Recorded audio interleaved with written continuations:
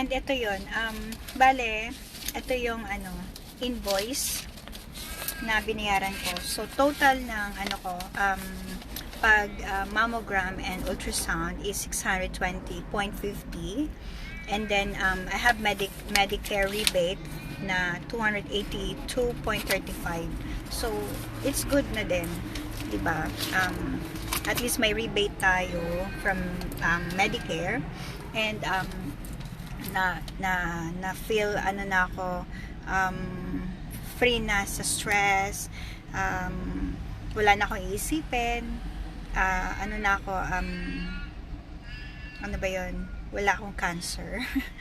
So ayan, makakauwi ako sa bahay ng maayos, and mamaya mag-update ako sa mama ko, saka sa kapatid ko na nothing to worry, kasi I know na talagang nag-worry din sila, especially si mama, kasi na-mention ko sa kanya. So ayan, thank you Lord, kasi kumbaga yung lahat ng worries ko wala na ngayon, and hindi mo ko pinabayaan na na magkaroon ng sakit, kasi 'di ba, only God knows, si God lang nakakaalam kung ano yung pwedeng mangyari, 'di ba? Yung halimbawa, ina-expect ko na wala naman ako cancer, and then meron pala after ng mammogram, 'di ba? So at least wala na. So thank you Lord, and talaga yung promise ko na every Sunday talagang gagawin ko yon, and kumbaga gagawin namin as a family na namin na habit na we go church, ganyan. So ayan, and thank you din sa kay Mr. Bayon sa hubby ko, kasi sinamahan niya ako doon kasi malayo ang Cottesloe sa amin, and he drove that far para sa akin. Hinintay ko talaga, sabi niya hintayin ko siya sa pagbalik niya na at least may kasama ako, although ako lang nasa loob, pero nandun siya sa labas sa reception area naghihintay sa akin. And nag-lunch kami, nandito kami sa carousel ngayon. Nandito ako sa car park, hindi na ako sumama dun sa nagpa-massage kasi siya, kaya nandito ako sa car. Sabi ko dito na lang ako sa car kasi mas makakapag-rest ako dito kaysa doon sa loob ng ng massage parlor, kasi doon nakaupo lang ako, and wala, parang hindi ako masyadong comfortable doon. Magpapamassage siya.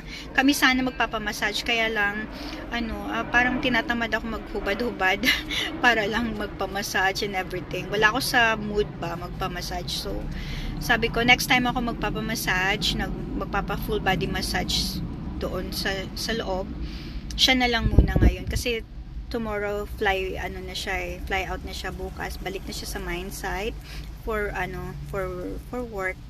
So kailangan niya yun para meron siyang energy and mawala yung mga body pain niya, ganun. And then now bale na siya, mga 2 weeks na naman siya doon sa mine site, and then long distance relationship na naman kami. Char.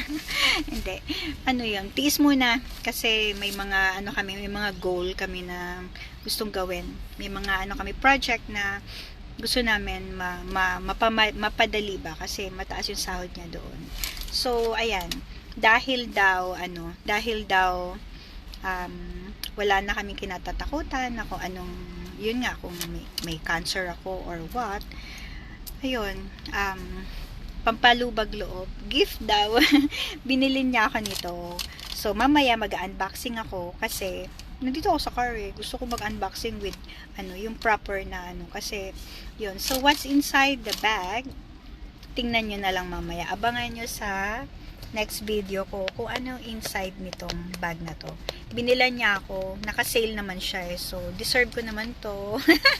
So parang ganun lang. So ayan, ang natin, nandito tayo sa carousel, and kanina pala bumili ako nito kasi matagal ko na gustong bilhin kay Dr. Vanessa Hipolito.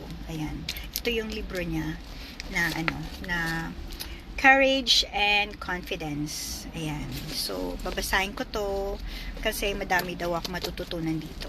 Ayan. It's only $30.